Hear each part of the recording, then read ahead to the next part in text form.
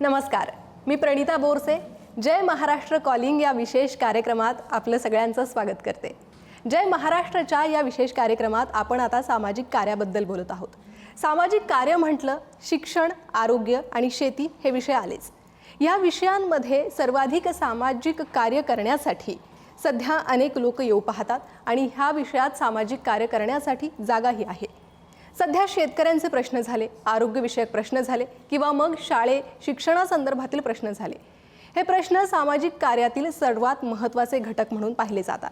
आणि याच सर्वात महत्त्वाच्या प्रश्नांसाठी सध्या लढतायत सामाजिक कार्यकर्ते रमेश अण्णा. रमेश अण्णा यांच्याशी आपण संवाद साधतोय.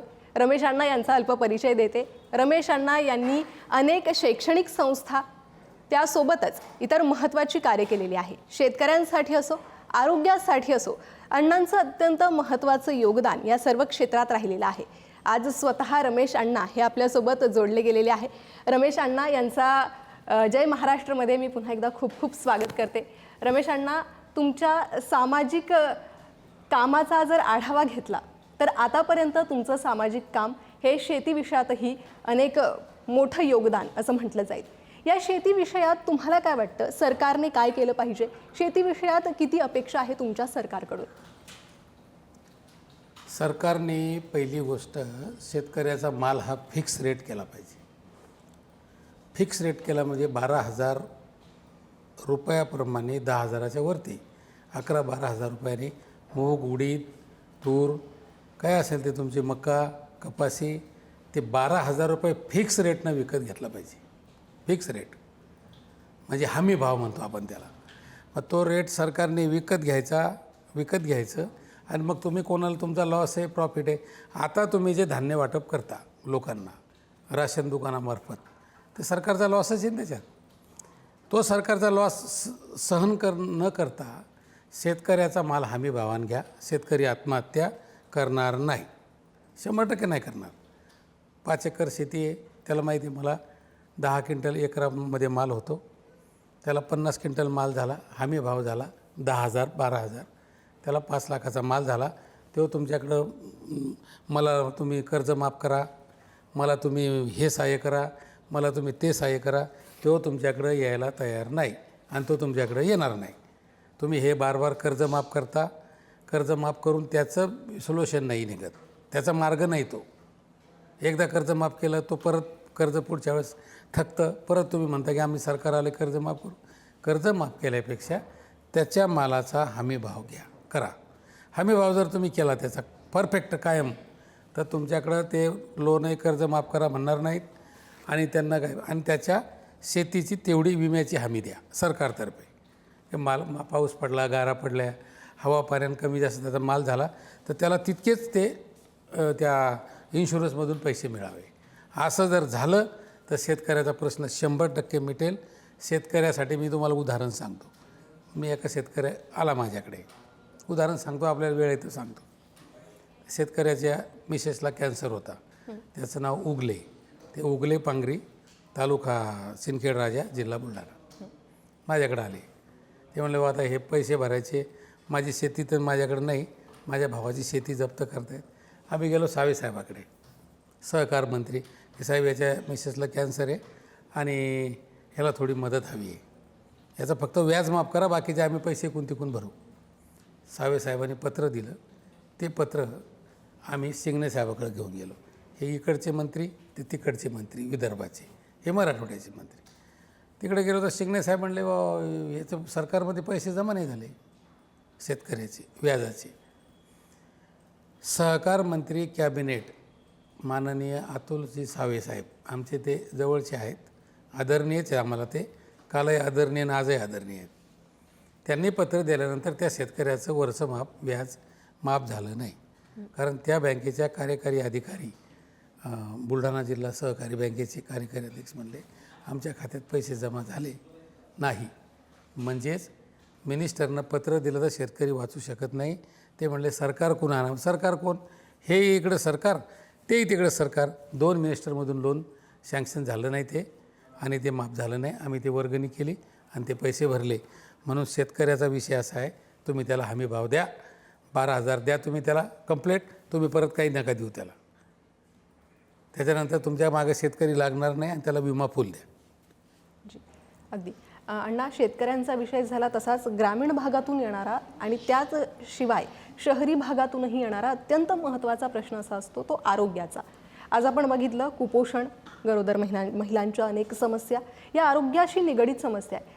काही वेळा आधी आपण किडनी ह्या विषयावर बोललो. किडनीचे आजार आहेत, अनेक कॅन्सरचे आजार आहेत, असे आजार डोकंवर काढू लागलेले आहेत. मात्र यामध्ये आपली आरोग्य यंत्रणा ही कुठे कमी पडते का? या आरोग्य यंत्रणेनं कसं सक्षम होणं गरजेचं आहे? आरोग्याविषयी एकूणच तुमचं मत.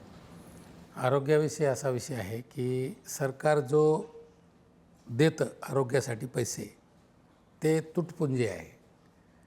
आणि तुमचे जे कॅन्सर हॉस्पिटल आहेत आता ते एवढे घाण त्याचं साम्राज्य आहे. ते तिथं नोकरी सर्व्हिसवाले लोक आहेत, कोणी कोणाचा मेळ नाही. आमच्या संभाजीनगरला एक कॅन्सर हॉस्पिटल आहे, आता प्रायव्हेट 2-3 आहेत. ते लोक पैसे घेतात. कॅन्सर हा आजार योजनेमध्ये नाही, किडनीचा आजार योजनेमध्ये आहे. मुख्यमंत्री 2 लाख रुपये सहकार्य करतात. 2 लाखात किडनी होत नाही, बसत नाही. ही फक्त जे गरीब माणूस आहे, ज्याला गरज आहे, त्याला सरकारने 7 लाख रुपयाचा मोबदला द्यावा. किंवा आता तुमचे किडनीचे डॉक्टर आहेत, बरेच आहेत. आमचे याला पण डॉक्टर आहेत मेडिकवरला किडनीचे. मग किडनीमध्ये तुम्ही 7 लाख रुपये घेता, परत त्याला 6 महिने तिथं थांबावं लागतं, त्याला रूम भाड्याची करावं लागते, त्याला खाण्यापिण्यासाठी राहावं लागतं, मेडिकल लागतं. त्याचं ते किडनीचं प्रत्यारोपण जातं 10 लाखावर. मग 10 लाख सरकार का नाही देत? किंवा मग रेट कमी करा. डॉक्टरही थोडे पैसे कमी घ्यायचेत, कारण डॉक्टराची मेहनत काय, स्किल. डॉक्टर काय करतं, स्किल आहे ना, म्हणजे स्किलला तर खर्च लागत नाही. मग ते स्किल तर डॉक्टरने पैसे कमी करावं. एक तर सरकारनं ती किडनीचा रेट कमी करावा, किंवा सरकारने त्याची पूर्तता करावी 7 लाख रुपयाची पूर्ण.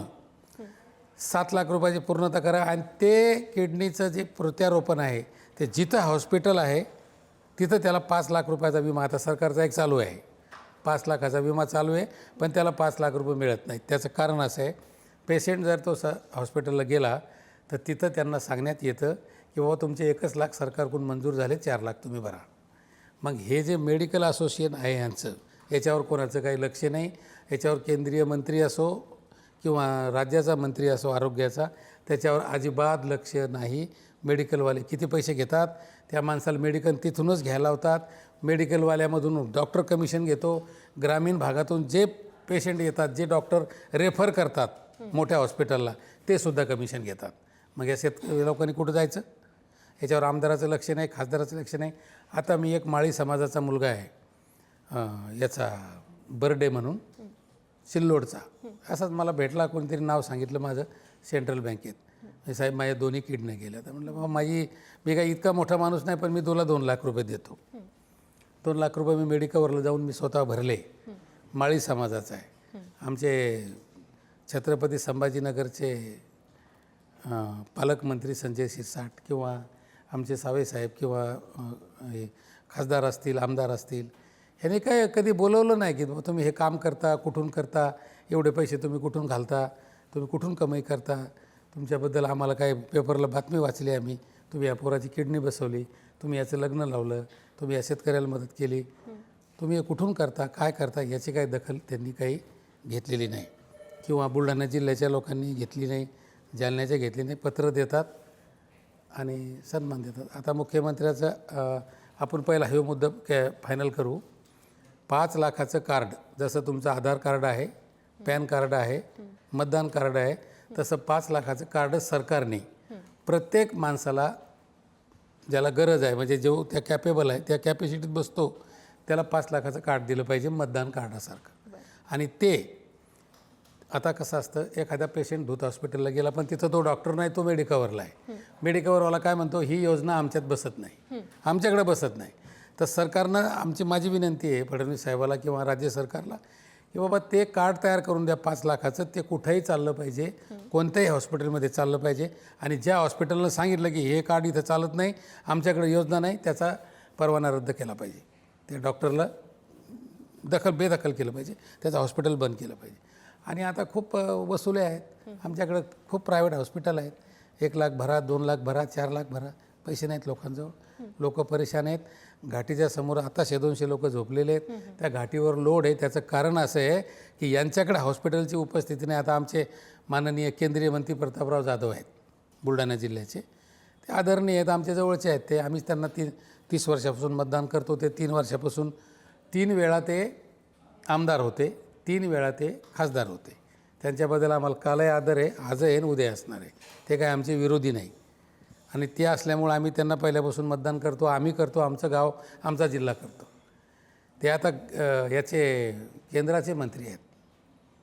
मग केंद्राचे मंत्री आहेत तर त्यांनी, तुम्ही देशाचे मंत्री आहात, पण एक हॉस्पिटल त्यांनी बुलढाणा जिल्ह्यामध्ये आणायला पाहिजे, जेणेकरून तिथं आता पेट स्कॅनचे एक आजार आहे, ज्याला कॅन्सर म्हणतो आपण. पेट स्कॅनमध्ये कळतं की कॅन्सर आहे का नाही. ती एक योजना असावी. किडनीची टेस्ट असावी, ब्रेनची टेस्ट असावी, तुमची लिव्हरची टेस्ट असावी. लोकांची शुगर्स आहेत, पेशी कमी जास्त होतात. अजून तुमच्या कमरेचे काही लोकांचे घुटके जातात. आता एक जानेफळ आमच्या मेकरच्या बाजूला एक जानेफळ गाव आहे, त्या बाईचे 2ही गुटके गेले. त्या संभाजीनगरला आल्या, खायरायची व्यवस्था नाही, पैसे नाही. मी त्यांना हेडगेवारला नेऊन विनंती करून ते करून दिलं.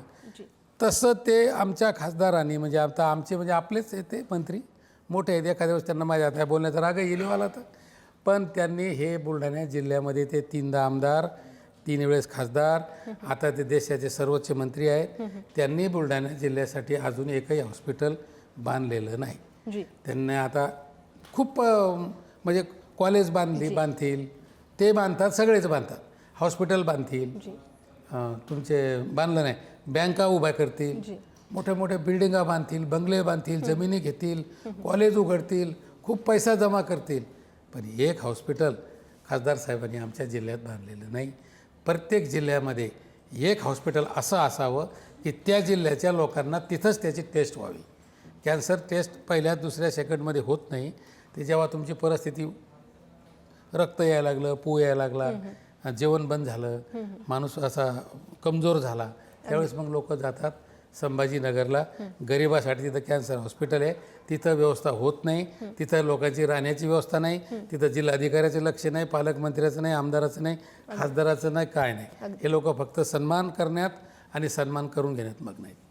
आणि आता सगळ्यात महत्त्वाचा विषय तो उरतो आरोग्याचा, शेतकऱ्यांचा, त्यासोबतच शिक्षणाचा. अण्णा, आपण जर पाहिलं तर अजूनही ग्रामीण भागात शिक्षणाची सुविधा हवी तेवढी पुरवली गेलेली नाही. आपण पाहिलंय सरकारी शाळांच्या सध्या काय अवस्था आहे, खाजगी शाळांचं सध्या काय चाललेलं आहे. त्यामुळे एकूणच गावाकडील, खेड्याकडील शिक्षणासंदर्भात तुमचं मत काय? असं आहे, सरकारच्या शाळा आणि सरकारचे हॉस्पिटल, सरकारकडं सगळं आहे, सरकारकडं पैसा आहे, यंत्रणा. सरकार म्हणजे कोण? पब्लिकचा पैसा जमा होतो, सरकारजवळ जातो. मग सरकारचं दुर्लक्ष असल्यामुळे, म्हणजे त्यांची मनस्थिती नाही आहे. आता ग्रामीण भागातल्या जिल्हा परिषदच्या शाळा आहेत, त्याच्यामध्ये काही यंत्रणा नाही. मग सरकार तुमच्याकडे एवढा पैसा आहे, मग शाळेला सुधारणा का नाही? तुम्ही ग्रामीण भागातल्या आता जिल्हा परिषदेच्या बऱ्याच शाळा बंद होत आहेत, प्रायव्हेटकडे लोक वळलेले आहेत. मग गरिबाला कुठं तिथं पैसे भरायला पैसे आहे? मग तुम्ही पहिले तुमच्या शाळा सुधारवा ग्रामीण भागातल्या, आणि तो जो तुमचे हॉस्पिटल आहेत, सरकारी हॉस्पिटल, ते सुधारवा. पहिला तुमची गोष्ट, जे आता कंपन्याचा तुम्ही CSR फंड 2% प्रॉफिटच्या देता, तो CSR फंड फक्त शिक्षण, आरोग्य आणि स्वच्छ पाणी ह्याच विषयावर सरकारने CSR फंडाला ताबडतोब त्याच्यावर जिल्हाधिकाऱ्याला आदेश देऊन, काय होतं आहे कधी कधी काही कंपन्या अशा आहे की त्यांच्याच संस्था आहे, त्यांच्याच शाळा आहे. समजा एक उदाहरण देतो तुम्हाला. आता गरवारे प्लॅस्टर कंपनी आमची छत्रपती संभाजीनगरची बजाज आहे, बजाज कंपनीचंच हॉस्पिटल, बजाज कंपनीच्याच शाळा, बजाज कंपनीचेच कॉलेज. मग ते काय करतात, त्यांचा जो 1500-2000 कोटी काय जो फंड असेल तो त्यांच्याच लोकांसाठी वापरतात. तसं न करता सरकारला माझी अशी विनंती आहे की जो बी महाराष्ट्र राज्याचा जितका बी CSR फंड आहे, तो फंड फक्त आरोग्य आणि शिक्षणासाठी वापरावा. डिजिटल शाळा कराव्या ग्रामीणमधल्या, तिथं सगळ्या सुविधा द्याव्या. लहान मुलींसाठी वेगळं टॉयलेट बनवा, मुलांसाठी वेगळं बनवा, शिक्षकासाठी वेगळं बनवा. तिथल्या गार्डन, तिथलं सिस्टम, तिथल्या त्यांचे कपडे, त्यांचे ड्रेस. तुम्ही 1 लाख रुपये पगार देता जिल्हा परिषदेच्या शिक्षकाला, आणि इकडं तुम्ही परत क्लासला पैसे भरता. मग ते तुमचे मुलं क्लासला का पाठवता? तुमच्या ग्रामीण शाळा तुम्ही सक्षम करा ना, डिजिटल करा, कॅम्प्युटराईज करा. त्याला काय पाहिजे ते द्या. मी बऱ्याच शाळांना पैसे दिलेत, ते लोक खाऊन टाकतात. लोक ग्रामसेवक, तुमचे सरपंच, पोलीस पाटील हे काय करत नाही. ते सरपंच पोलीस गावामध्ये वाद लावून दारू विक्रीवर जास्त यांचा जोर, पत्ते खेळण्यावर जोर, यांचं शिक्षणावर काही घेणं देणं नाही. अहो, दारू विक्रीवाला कुठं अध्यक्ष असतो का शाळेचा? पत्ते खेळणारा अध्यक्ष शाळेचा? असं नसतं. हे तत्त्व बिघडलेलं. सरकारने ह्या 2 गोष्टीवर जोर लावा, आरोग्य आणि शिक्षण. मुलीला शिक्षण फ्री केलं आहे, मुलांना शिक्षण फ्री करा. कोणाकडून फी घेऊ नका. बरेच राज्यामध्ये शिक्षण फ्री झालेलं आहे. तर हा तुमचा जो CSR फंड आहे, हा करोडो रुपये, अब्ज रुपये आहे. हा सरकारने फक्त शिक्षण आणि आरोग्यासाठी करावा. तुम्हाला नसेल करता येत तर तुम्ही तुमचं ऑनलाईन करा आणि मुख्यमंत्री निधीमध्ये जमा करा तुमचा CSR फंड. तो फक्त आरोग्य, शिक्षण आणि ग्रामीण भागातलं स्वच्छ पाणी, हा जर उपाययोजना तुम्ही राबवली तर 100% फरक पडणार. लोक दुसरीकडे जाणार नाहीत आणि तुमचे ते जे क्लास काढलेत आता लोकांनी, त्या क्लासवर कंट्रोल येईल. कारण समाज बिघडला. आणि आता किती अधिकारी इथं महाराष्ट्रामध्ये जे झाले, जिल्हा परिषद शाळेतूनच झालेत सगळे. IAS झालेत, IPS झालेत. आता राज्याचे मुख्यमंत्री होते शरद पवारसारखे माणसं, मोठे मोठे माणसं जिल्हा परिषद शाळेतच शिकलेत. जिल्हा परिषद शाळा स्ट्रॉंग करा. त्याच्यावरचं हे जे लोक भ्रष्टाचार करतात, BDOला ताकीद द्या. जिल्हा परिषदेचे शिव असतील, अजून बरीच यंत्रणा आहे, तिथले लोकप्रतिनिधी असतील. हे गावातले चिटूर भेटूर 2-4 नेते त्याला फिरवतात, नुकसान करतात. म्हणून CSR फंड हा शिक्षण, आरोग्य आणि पाण्यासाठीच वापरावा. अगदी. शिक्षण, आरोग्य, पाणी हे अत्यंत महत्त्वाचे प्रश्न तुम्ही उपस्थित केलेले. अण्णा, एका शेवटच्या महत्त्वाच्या प्रश्नाकडे वळूयात. प्रश्न आहे प्रॉपर्टी कार्डबाबत. या प्रॉपर्टी कार्डबाबत तुम्हाला काय वाटतं? प्रॉपर्टी कार्ड म्हणजे असं म्हणता येईल आपल्याला की जसं पॅन कार्ड दिलं आहे, आधार कार्ड दिलं आहे, तुम्ही परत इन्कम टॅक्सचं कार्ड दिलं आहे, परत तुम्ही मतदानाचं कार्ड दिलं आहे, तसं आता इतक्या प्रॉपर्टी आहेत आपल्याकडं. आता आपल्याकडे एक महाराष्ट्र राज्यात एक नेते आहेत, मी नाव नाही सांगणार, त्यांची 2 लाख कोटीची प्रॉपर्टी आहे, मला माहिती आहे. पण एका माणसाची प्रॉपर्टी जर जप्त केली तर राज्याच्या शिक्षण, आरोग्य आणि शेतकरी आत्महत्या थांबून 5 वर्षाचं कर्ज भेटेल. असे आपल्याकडं करोडो, लाखो लोक आहेत की ज्यांच्याकडे करोडोची संपत्ती त्यांनी बनवून ठेवली. नेता झाला, बंगला घेतला, गाडी घेतली, जमीन घेतली, प्लेन घेतलं, विमान घेतलं. या लोकांना साध्या जनार्दनाशी काही घेणं देणं नाही. म्हणून माझी सरकारला एक विनंती आहे अजून, जसं तुम्ही हे कार्ड जोडलेत, आधार कार्ड, त्याला प्रत्येकाचं प्रॉपर्टी कार्ड जोडावं. बरं. माझी एक पर्सनल विनंती आहे. म्हणजे ती माझी गोष्ट खरी आहे का खोटी आहे ते मी नाही सांगू शकत, पण तुमच्याकडे प्रॉपर्टी किती आहे त्या कार्डला जोडा, आधार कार्डाला. आणि जी प्रॉपर्टी आधार कार्डाला जोडली नाही, जप्त करा, सरकार जमा करा. ती आरोग्यासाठी वापरा, शिक्षणासाठी वापरा, पाण्यासाठी वापरा. 100% सांगतो मी, कित्येक लोक प्रॉपर्ट्या सोडून देतील. आज देवेंद्र फडणवीस कसं आहे, एक सक्षम मुख्यमंत्री आहे, हुशार आहे. त्या माणसाबद्दल काही तक्रार असण्याचं कारण नाही. मला काही त्यांना एखादं तिकीट मागायचं म्हणून मी त्यांना मोठं म्हणत नाही. ते खरोखरच म्हणजे संस्कृतीमधला माणूस आहे आणि ते नक्कीच ऐकतील. आणि ह्याचा माझं ते बोलणंही ऐकतील. आणि माझी विनंती आहे फडणवीस साहेबाला की प्रॉपर्टी कार्ड जोडा, आधार कार्डाला प्रॉपर्टी कार्ड जोडा. ज्यांना आधार कार्डाला प्रॉपर्टी जोडली नाही त्याची जप्त करा, मुख्यमंत्री निधीत जमा करा आणि ती आरोग्य शिक्षणासाठी वापरा. हेच माझं म्हणणं आहे. बरं, जसा मग इतर कार्डमध्ये घोळ होत नाही तसा या प्रॉपर्टी कार्डमध्येही नाही होणार असं वाटतं तुम्हाला? नाही होणार. कसं होईल?